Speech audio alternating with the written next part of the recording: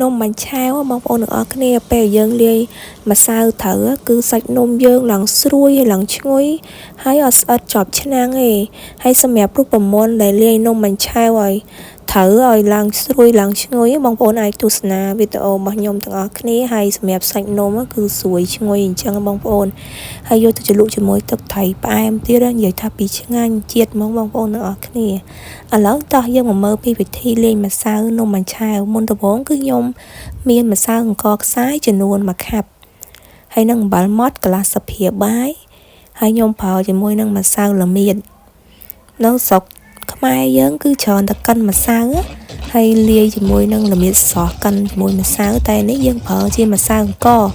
ដោយសារយើងប្រើជាម្សៅអង្ករគឺងាយស្រួលធ្វើបងប្អូនយើងកូរឲ្យសព្វចឹងមកខ្ញុំថែមជាមួយទឹកដូងចំនួន300 ml មិនបានដាក់ទឹកដូងបងប្អូនដោយសារពេលយើងដាក់ទឹកដូងទៅសាច់នំរបស់យើងគឺឈ្ងុយខ្ទិះដូងហ្មងឈ្ងុយឡើងឆ្ងាញ់ឡើងស្រួយហ្មងហើយបន្តមកទៀតគឺខ្ញុំថែមទឹកស្អាតចំនួន200 ml ទៀតបងប្អូនលាយមើលនិយាយទៅមកសមរម្យកុំឲ្យខាប់ពេកឥឡូវគឺខ្ញុំលាយរៀងបែកសាច់នំរៀងឲ្យបាត់ដុំអញ្ចឹងបងប្អូនអរគ្នាយើងលាយឲ្យបែកម្សៅដែលដុំហ្នឹងកូរឲ្យបែកអញ្ចឹងមកបន្តមកទៀតគឺខ្ញុំដាក់ជាមួយនឹងពងមាន់មួយគ្រាប់បើសិនជាបងប្អូនមានពងទាដាក់ពងទាក៏បានដែរនិយាយទៅបានដូចគ្នាហើយយើងកូរឲ្យបែកអញ្ចឹងមកហើយបងប្អូនចាក់ទឹកក្តៅដែលដាំពុះហ្នឹងចំនួន200 ml ទៀតនិយាយទៅបងប្អូនលាយមកសពនិយាយទៅមើលកុំឲ្យរាវហើយកុំឲ្យខាប់ពេកណាហើយសម្រាប់ទឹកក្តៅខ្ញុំប្រើដើម្បីកុំឲ្យស្អិតជាប់ឆ្នាំងនិយាយទៅខ្ញុំឃើញម៉ែខ្ញុំគាត់ធ្វើអញ្ចឹង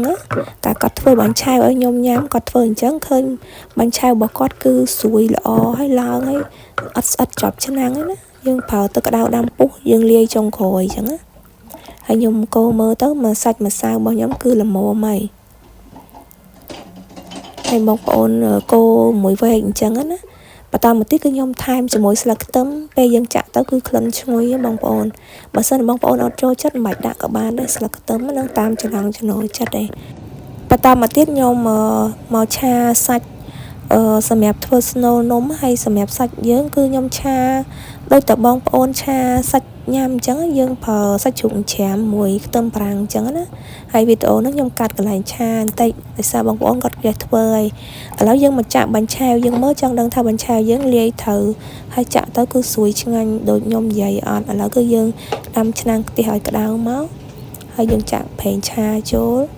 ទីទៅវាយប្រេងឆាយើងឲ្យសព្វជាមួយបាតឆ្នាំងខ្ទះទុកឲ្យឡើងក្តៅហ្មងបងប្អូនបន្ទាប់ពីឆ្នាំងខ្ទះយើងក្តៅខ្ញុំចាក់ម្សៅបាញ់ឆែវចូល3វែកហើយវាយឲ្យសព្វនិយាយទៅយើងធ្វើអញ្ចឹងមកបងប្អូនអរគ្នាបងប្អូនប្រកាសជាចេះហើយគ្រាន់តែថាវិធីធ្វើយើងគឺយ៉ាងខុសគ្នាតិចតួចអញ្ចឹងណាហើយយើងគ្របឲ្យយ៉ាងឆ្អិនបាញ់ឆែវបន្ទាប់ពីបាញ់ឆែវយើងរៀងឡើងឆ្អិនហើយខ្ញុំថែមជាមួយនឹងស្នូលសាច់ជ្រូកច្រាមយើងនឹងដាក់ចូលពី3ស្លាបព្រាถ้าបងប្អូនទាំងអស់គ្នាចង់បានធំដាក់ច្រើនណាឥឡូវនេះបាញ់ឆែវរបស់ខ្ញុំគឺឆ្អិនហើយបងប្អូនគឺយើងអាចលើកចេញបាន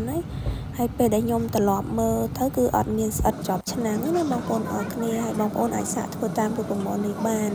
ហើយបើសិនជាខ្ញុំនិយាយទៅមានខុសឆ្គងអីសូមបងប្អូនទាំងអស់គ្នាអភ័យទោសផងនិងកុំភ្លេចជួយចុច Subscribe YouTube Channel នេះខ្ញុំម្នាក់មួយផងអរគុណបងប្អូនទាំងអស់គ្នា